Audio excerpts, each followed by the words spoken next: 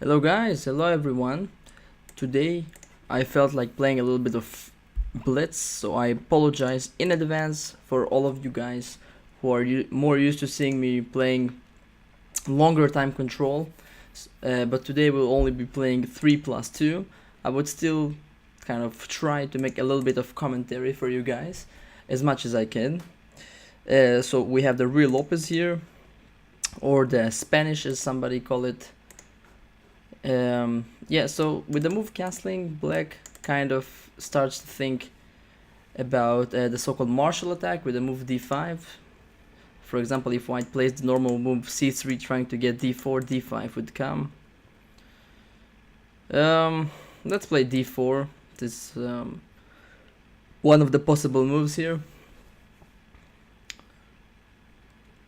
Black has two options, actually three options, either just to play d6, and after the move c3 we transpose into another line, but we have avoided the option of giving him the move d5.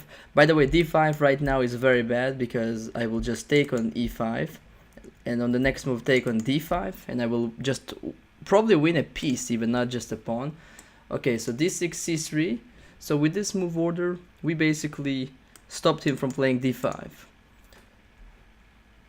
But we did allow him to play the move bishop g4, which he should probably take advantage of. Right, so let's play bishop e3.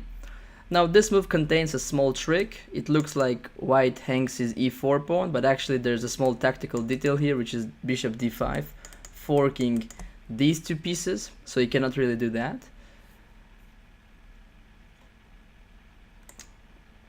Black has a really big variety of choices in this position. He can take on d4, try to push d5 to counter the center. Bishop h5 is a very popular move these days. It's a very subtle move which a lot of grandmasters implemented. He plays knight a5 without taking on d4 though, so this gives me the option of taking on e5, which is an option normally white doesn't have. I'm wondering if I should take advantage of that or just go bishop c2, trying to preserve everything. But let's try to punish him. Let's play d takes e5, because once again I'm not supposed to have that option.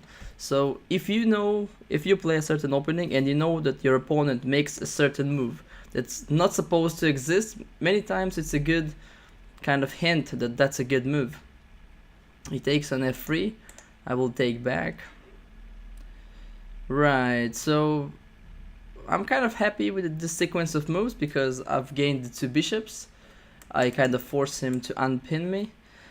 So the obvious move now would be bishop c2, trying to preserve the two bishops advantage, or I can just keep developing and allow him to take on b3, which is okay as well, I think, and then continue with the typical plan of knight f1, knight g3, knight f5. That's really the square that my knight wants to land on eventually.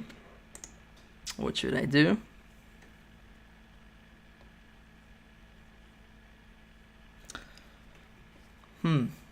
Let's play knight d2. For some reason, the only drawback of the move bishop c2 that it allows knight c4 with the tempo, and then maybe his knight can be rerouted to d6. He plays c5, and I think now I will play bishop c2 because now there is no knight c4 anymore, as this knight nicely controls this square. So I really like my position here. My next moves are going to be knight f1, knight g3 in general. This is the kind of regular plan in these positions, but once again knight f1 allows knight c4, so I'm wondering if I'm supposed to make some intermediate moves such as b3, trying to cut off this knight out of the game.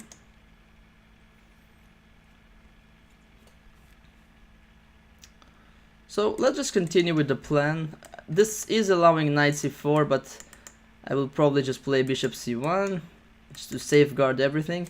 The knight on c4 will definitely not last forever. I can always chase it away with the move b3. I'm under a minute though. I must keep reminding myself that this is only a blitz game. Rook d8. maybe planning to invade on d2, but this is not really possible, right? I think I'll just chase away the knight first and foremost. This is not possible. And knight, oh, actually maybe knight e3. Yeah, the knight can also try to reach both of these squares. You know what, let's play bishop g5. So my idea, I'm kind of changing my original plan, but since the position is not absolutely typical right now, so the knight might also come to d5. That's why I played bishop g5 first, in order to exchange at some point on f6 and then very quickly bring my knight on d5, which should give me some nice strategic advantage. c4 normally should be met by b4. I don't know why. I don't see a reason not to play this move.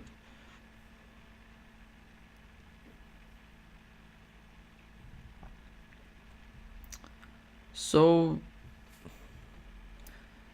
the plan is pretty much straightforward. I think black should be thinking about how to stop it.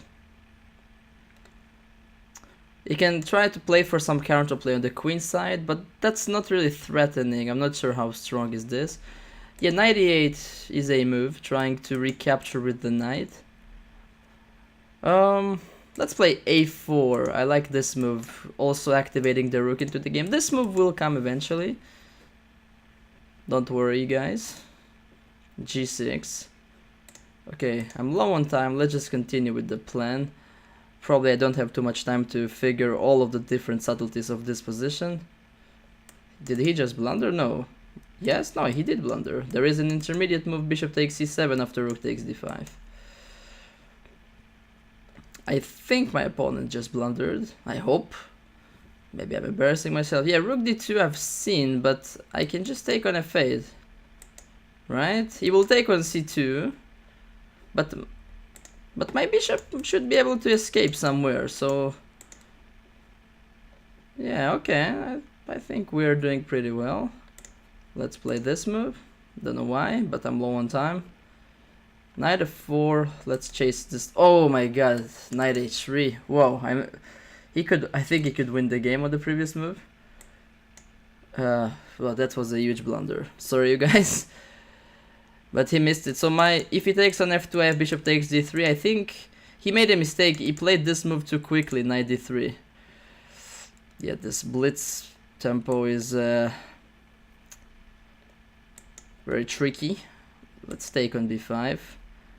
Yeah, he's playing too quickly. I think he forgets that this is we have increment. So yeah, this pawn is going forward. So low on time though. Queen. I have two queens on the board, ladies and gentlemen. And there is an old Chinese proverb that says that two queens are better than one. I don't know, that's what I've heard at least. So my opponent is not resigning apparently, but he should probably do so sooner than later. Two queens are pretty strong, I would say. He's playing against my clock, but I have the 2 seconds increment, so there is really no chance. Let's play another one. Okay, let's practice the Sicilian. So I'm recently trying to play a little bit of a dragon, but he wants to play something else. He wants to play the Smith-Morra Gambit. I will decline.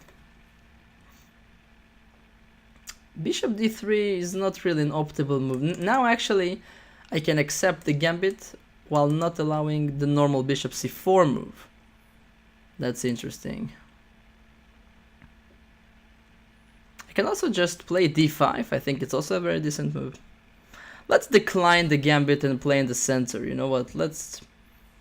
I'm not in the mood of accepting gambits at this moment.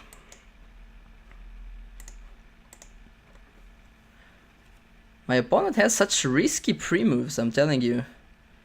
It's not a good idea.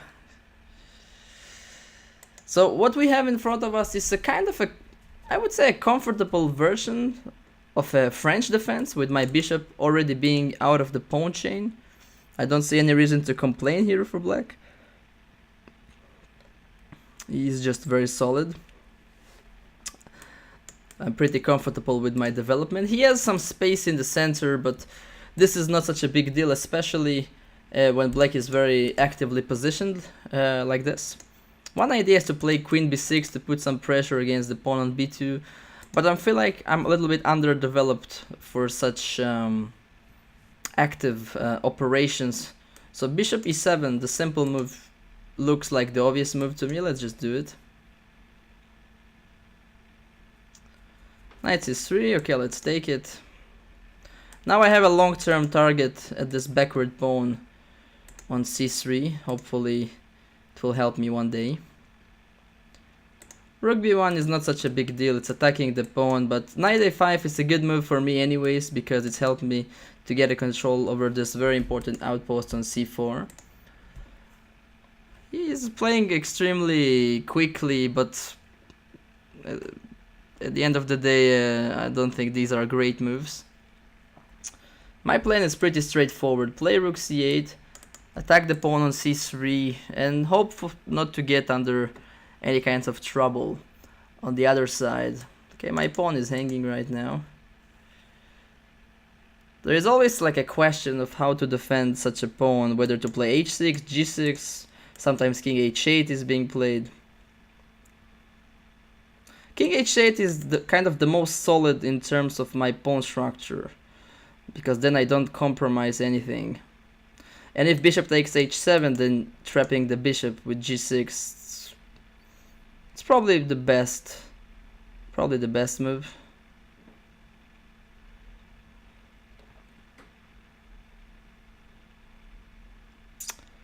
Yeah, let's play king h8, very subtle.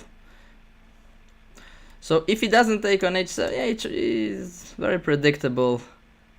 So my plan involves just playing g6, let him sacrifice the bishop like he probably very badly wants to do, and then play bishop f5 and get the bishop back to h7.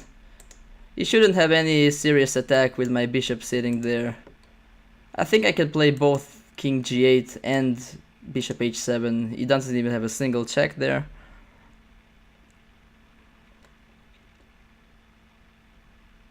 I guess king g8, I just don't see why not. Keep the rook under attack. This move doesn't even carry any threats, so I don't see why I should react to it. I can very well just eliminate this knight and be completely safe. Let's do that. Queen d7. At any point I can play queen h7 to protect my king. This might look scary at first glance, but I think that not only that white has not any real attack here, at some point black, he's the one who might use all of these open files. So his rook is just hanging. I will take it, thank you. I cannot just leave his rook there. Okay, I think he just blundered. Yeah, okay, you see kids, this is why you don't play so quickly. Basically what he did here is maybe suitable for kind of I don't know, bullet games. Let's take a quick look.